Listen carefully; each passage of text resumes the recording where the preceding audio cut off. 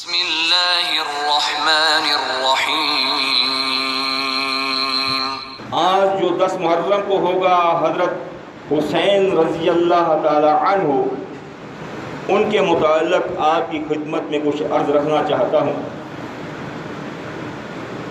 رب کائنات نے سورہ بقرہ کی آیت نمبر 154 میں ارشاد فرمایا، وَلَا تَقُولُوا لِمَن يُقْتَلُ فِي سَبِيلِ اللَّهِ أَمْوَاتٌ بَلْ أَحْيَاءٌ وَلَٰكِن لَّا تَشْعُرُونَ۔ رب کائنات نے فرما دیا ایمان والوں سے، اے ایمان والو، جو اللہ کے راستے میں قتل کیے جائیں ان کو مردہ مت کہو، وہ شہید ہیں، بل احیاء، بلکہ وہ زندہ ہیں، اور ان کی زندگی کا ولیکن لا تشعرون، ان کی زندگی کا تمہیں شعور نہیں کہ اللہ نے ان کو کس قسم کی زندگی دے رکھی ہے۔ یہ دنیا والی زندگی نہیں ہے، اس سے بہترین اچھی زندگی ان کو ملی ہوئی ہے۔ تو لہٰذا اس آیت مبارکہ کو مد نظر رکھتے ہوئے جو اللہ کے راستے میں شہید ہو جائیں، آج بھی دیکھو تو مختلف جگہوں پر جو شہید ہوتے ہیں تو ان کے گھر والے شکر ادا کرتے ہیں اور کہتے ہیں ہم کیوں کریں، ہمارا تو اللہ کے راستے میں شہید ہو کر آیا ہے۔ تو اس لیے وہی ہے جو سب سے اول اچھی اور بڑی اعلیٰ درجے والی شخصیتیں ہستی ہیں، انہوں نے اللہ کے راستے میں اپنا سر دیا، تو ہم پھر کیوں ان کے لیے جو ہے غم اور وہ کریں۔ تو ہمیں تو خوش ہونا چاہیے کہ اب وہ اللہ کے راستے میں انہوں نے اپنی جان قربان کی۔ باقی رہا یہ جو محرم الحرام، جیسے جسے یوم عاشورہ بھی کہا جاتا ہے، یہ یوم عاشورہ جو ہے یہ حضرت حسین رضی اللہ تعالی عنہ کی شہادت کے بعد شروع نہیں ہوا۔ یہ یوم عاشورہ پہلے سے چلا آ رہا ہے۔ صحیح بخاری صحیح مسلم میں حدیث مبارکہ ہے، حضرت عبداللہ بن عباس رضی اللہ تعالی عنہ فرماتے ہیں، ان رسول اللہ صلی اللہ علیہ وسلم قدم المدینہ، آپ صلی اللہ علیہ وسلم جب مدینے میں آئے، مدینہ طیبہ میں ہجرت کر کے پہنچے، فوجد الیہود صیاما یوم عاشورہ، دیکھا کہ وہاں پر یہودی جو ہیں یوم عاشورہ یعنی محرم کی 10 تاریخ کو روزہ رکھتے ہیں۔ فقال لهم رسول اللہ صلی اللہ علیہ وسلم، اللہ کے رسول صلی اللہ علیہ وسلم نے ان سے پوچھا، ما ھذا اليوم الذی تصومونہ، آج کے دن آپ لوگ روزہ کیوں رکھتے ہو، روزہ رکھنے کا تمہارا مقصد کیا ہے؟ فقالوا، ان لوگوں نے کہا یعنی یہودیوں نے کہا، ھذا یوم عظیم، آج کا عظیم عظمت والا دن ہے۔ کیوں؟ اس لیے عظمت والا ہے کہ انجى اللہ فیہ موسیٰ وقومہ، اللہ تعالیٰ نے اس دن کو 10 محرم الحرام کو موسیٰ علیہ السلام اور اس کی قوم کو فرعون سے نجات دی تھی، وغرق، اور فرعون وقومہ،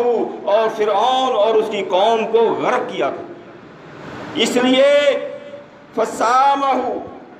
موسیٰ شکراً، یہ موسیٰ علیہ السلام شکرانے کے طور پر یہ روزہ رکھتے تھے کہ اللہ کا شکر ادا کرتے تھے۔ اس دن کو اللہ نے فرعون سے ان کو نجات دی اور فرعون کو غرق کیا، اس کے شکرانے میں یہ روزہ رکھتے تھے۔ پھر اللہ کے رسول صلی اللہ علیہ وسلم نے فرمایا وہ کہنے لگے، فَنَحْنُ نَصُومُهُ، اسی لیے ہم بھی روزہ رکھتے ہیں کہ ہمارے نبی روزہ رکھتے تھے۔ تو آپ صلی اللہ علیہ وسلم، فقال رسول اللہ صلی اللہ علیہ وسلم، تو آپ نے فرمایا اس کے تو ہم زیادہ حقدار ہیں، موسیٰ علیہ السلام کے اوپر تو ہمارا زیادہ حق ہے، اس لیے آپ صلی اللہ علیہ وسلم نے یہ روزہ خود رکھا بھی اور رکھنے کا حکم بھی فرمایا۔ صحیح بخاری سے مسلم کی حدیث۔ اب ظاہر ہوا 10 محرم الحرام کو روزہ رکھنا ہے شکرانے کے طور پر، نہ کہ کچھ کھلانا پلانا ہے۔ روزہ رکھنا ہے تو روزے رکھنے کا اہتمام کیا جائے۔ صحیح مسلم میں حدیث ہے، عن ابی ہریرہ، ابو ہریرہ رضی اللہ تعالی عنہ فرماتے ہیں افضل الصیام بعد رمضان، اللہ قال رسول اللہ صلی اللہ علیہ وسلم، اللہ کے رسول صلی اللہ علیہ وسلم نے فرمایا افضل الصیام بعد رمضان، رمضان کے بعد سب سے افضل روزے جو ہیں وہ یہ اس کے 10 محرم کے یعنی عشرہ کے یوم عاشورہ کا روزہ جو ہے، اس کے ساتھ جو ہے محرم کے مہینے کے روزے کی فضیلت ہے سب سے زیادہ رمضان کے بعد۔ شہر اللہ المحرم، محرم کے مہینے کی یعنی شہر اللہ، اس کو اللہ تعالیٰ نے محرم کے مہینے کو اللہ کا مہینہ کہا، اس کی عظمت بیان کر دی کہ یہ ویسے تو سارے مہینے اللہ کے ہیں لیکن اسے خاص کہا یہ اللہ کا مہینہ ہے، اس لیے رمضان کے بعد اس مہینے کے روزوں کی فضیلت سب سے زیادہ ہے، اور وہ افضل الصلاۃ، اور نماز جو ہے بعد الفریضۃ صلاۃ اللیل، فرض نماز کے بعد جو فضیلت والی نماز ہے وہ لیلۃ جو ہے صلاۃ اللیل یعنی رات کی تہجد کی جو نماز ہے وہ فرض نماز کے بعد اس کی سب سے زیادہ فضیلت ہے۔ تو لہذا رسول اللہ صلی اللہ علیہ وسلم یہ 10 محرم کا روزہ رکھا بھی کرتے تھے، اور یہ موسیٰ علیہ السلام سے لے کر چلا آ رہا ہے یوم عاشورہ، تو آپ صلی اللہ علیہ وسلم کا روزہ بھی رکھتے تھے، رکھنے کا حکم بھی دیتے تھے، بلکہ آپ کو جب معلوم ہوا، صحیح مسلم کی حدیث ہے کہ وہ جو ہے ایک روزہ رکھتے ہیں اور اس دن عید بھی کرتے ہیں، خوشی بھی مناتے ہیں، تو آپ صلی اللہ علیہ وسلم نے فرمایا اگر آئندہ سال میں زندہ رہا تو اس کے ساتھ 9ویں تاریخ کا بھی روزہ، یہ 2 روزے رکھوں گا۔ تو معلوم ہوا کہ 9ویں اور 10ویں کا روزہ رکھنا اچھا عمل ہے، اس کی بہت فضیلت ہے، اللہ کے رسول صلی اللہ علیہ وسلم نے اس کی فضیلت فرمائی ہے۔ اب اس کے بعد آتے ہیں کہ اس مہینے میں جو یادداشت کی جاتی ہے حضرت حسین رضی اللہ تعالی عنہ کی، ان کے متعلق بھی بڑی فضیلتیں ہیں، جو اللہ کے راستے میں شہید ہوئے، بڑی فضیلتیں ہیں ان کی۔ ترمذی میں حدیث ہے، اسامہ بن زید رضی اللہ تعالی عنہ فرماتے ہیں، کہتے ہیں کہ میں اللہ کے رسول صلی اللہ علیہ وسلم کے پاس کسی کام کے لیے گیا، تو اس وقت آپ صلی اللہ علیہ وسلم کو دیکھا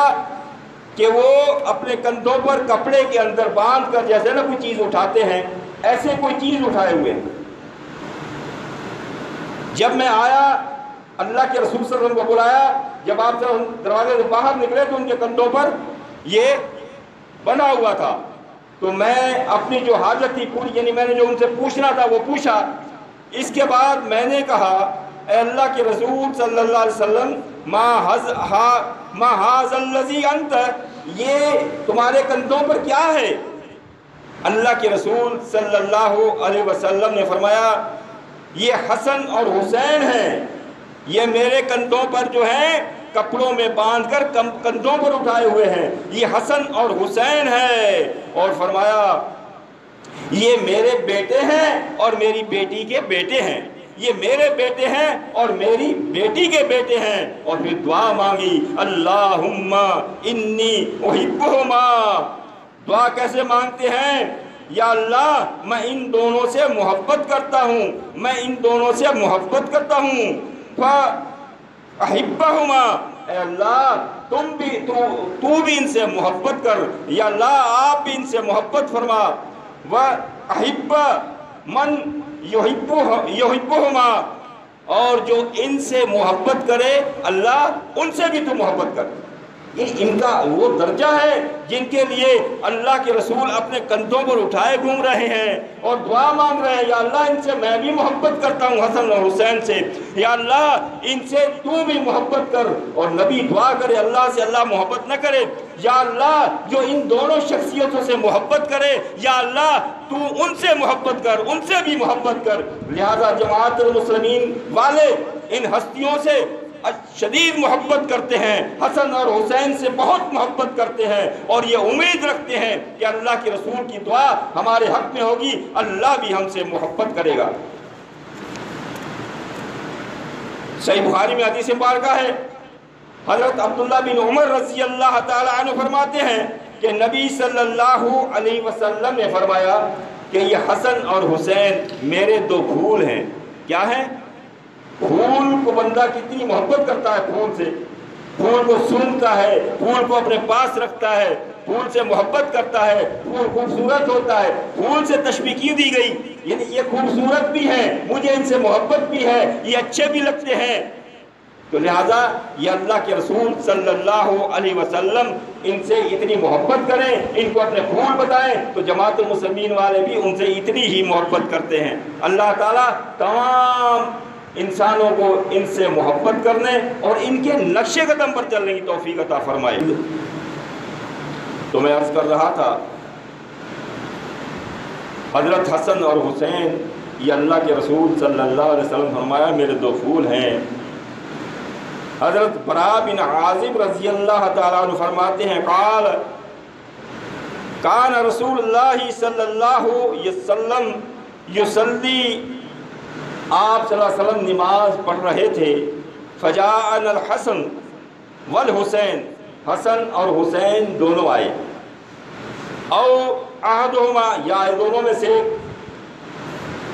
فرکب علی ظہرہ،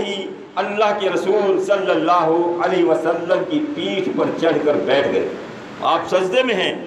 اور دونوں بچے آپ کی پیٹھ پر بیٹھ گئے، اذا رفع رأسہ، اور پھر جب آپ صلی اللہ علیہ وسلم نے اپنا سر مبارک سجدے سے اٹھایا، دونوں ہاتھوں سے دونوں بچوں کو پکڑ دیا تاکہ وہ نیچے نہ گریں، دونوں کو پکڑ لیا، اور نماز سے فارغ ہونے کے بعد پھر کیا فرمایا؟ فرمایا تمہاری کیسی بہترین سواری ہے، یعنی جس کی سواری خود اللہ کے رسول صلی اللہ علیہ وسلم بنے تو ان کے سوار کیسے ہوں گے عظمت والے؟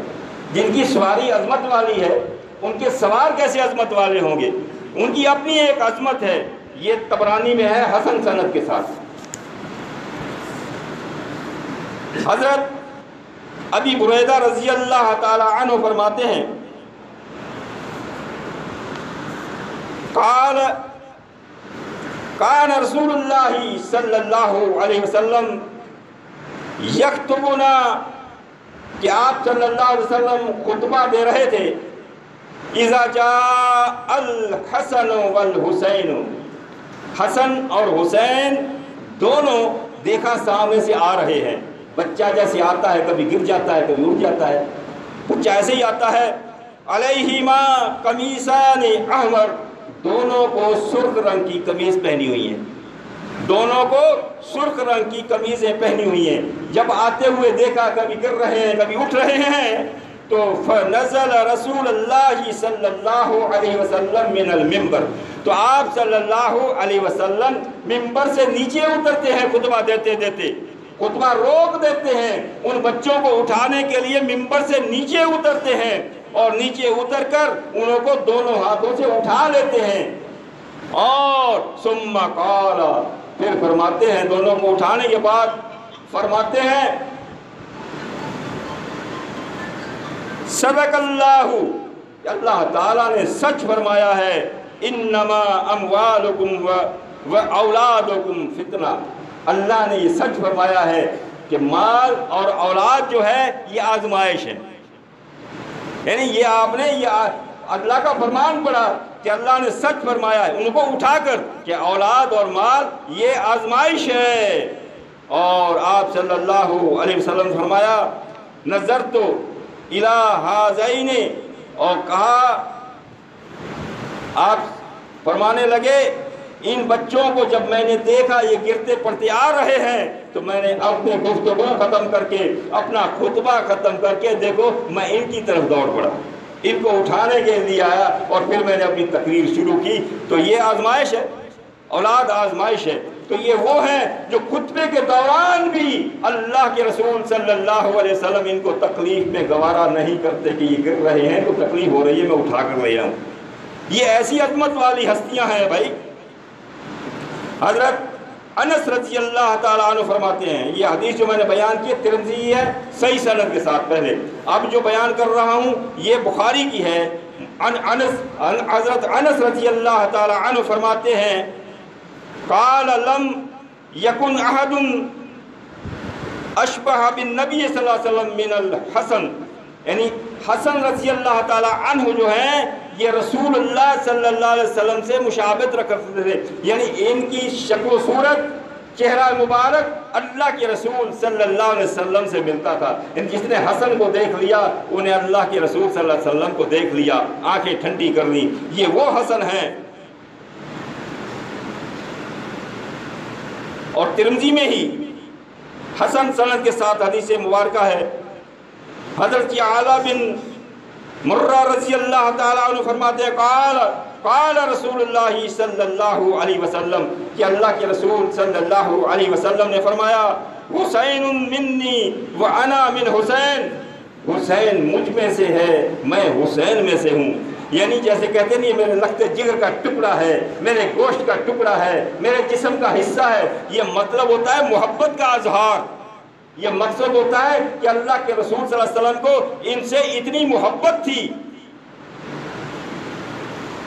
اور فرمایا احب اللہ من احب، اور فرمایا اے اللہ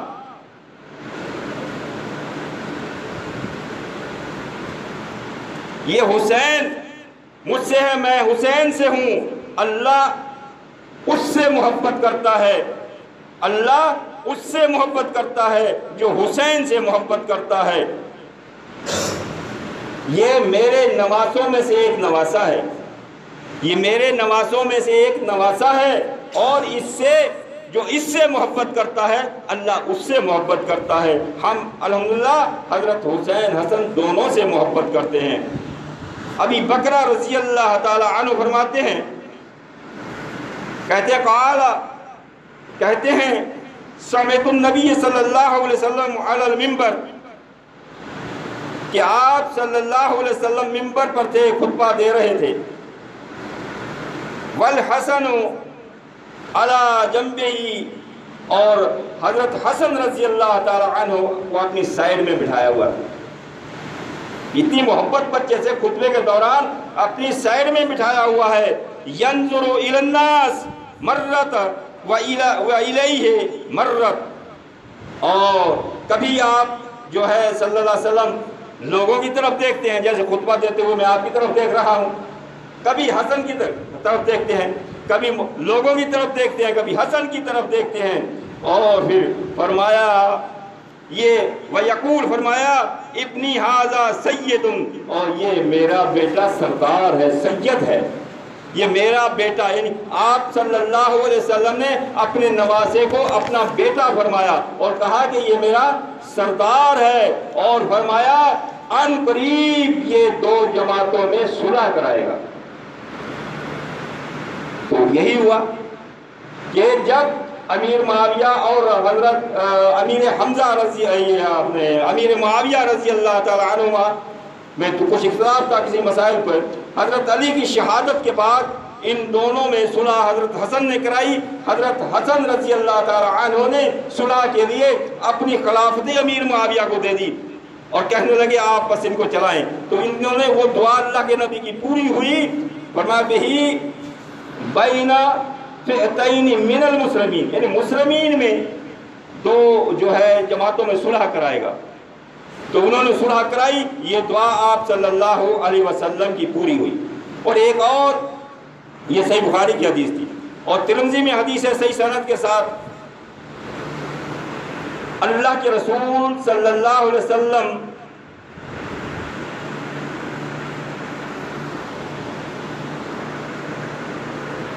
ام سلمہ رضی اللہ تعالی عنہا کے گھر میں تشریف فرما تھے. قال لما نزلت هذه الآیات علی النبی صلی اللہ علیہ وسلم، جب نبی صلی اللہ علیہ وسلم پر یہ آیت نازل ہوئی، انما یرید اللہ لیذھب عنکم الرجس اہل البیت، وَيُطَهِّرَكُمْ تَطْهِيرًا، یہ جب آیت نازل ہوئی تو آپ سلمہ رضی اللہ تعالی عنہا کے گھر میں بیٹھے ہوئے تھے۔ یہ آیت کیونکہ امہات المومنین نبی صلی اللہ علیہ وسلم کی بیویوں کے لیے نازل ہوئی تھی، تو آپ صلی اللہ علیہ وسلم نے اس کی ایسے سمجھ لیں اس آیت کی تفسیر کر دی اور اللہ سے دعا مانگی، اور یہ آیت پڑھتے ہیں اور پڑھ کر اس حدیث کو ہی بعض لوگ پڑھتے ہیں، وہ کہتے ہیں کہ صرف یہ یعنی حضرت علی، فاطمہ، حسن، حسین ان کے لیے نہیں، وہ آیت جو بتا رہی ہے قرآن مجید کی وہ امہات المومنین نبی صلی اللہ علیہ وسلم کی بیویوں کے لیے نازل ہوئی تھی۔ لیکن آپ نے سمجھا کہ اس میں شاید یہ بعد والے آنے والے لوگ یہ نہ سمجھ لیں کہ یہ میرے اہل بیت نہیں ہے، تو آپ صلی اللہ علیہ وسلم نے اپنی چادر میں حضرت فاطمہ کو بلایا، حضرت حسن کو بلایا، حضرت حسین کو بلایا، اپنی چادر میں لپیٹ لیا، اور اس کے بعد علی کسی کام میں تھے، ان کو کچھ دیر ہو گئی، ان کو بھی بلایا، وہ بھی آ گئے، ان کو بھی اپنی جو ہے چادر میں لپٹا لیا۔ اما ہؤلاء اہل بیتی، پھر دعا کرتے ہیں یا اللہ یہ بھی میرے اہل بیت، یا اللہ یہ بھی میرے اہل بیت ہیں،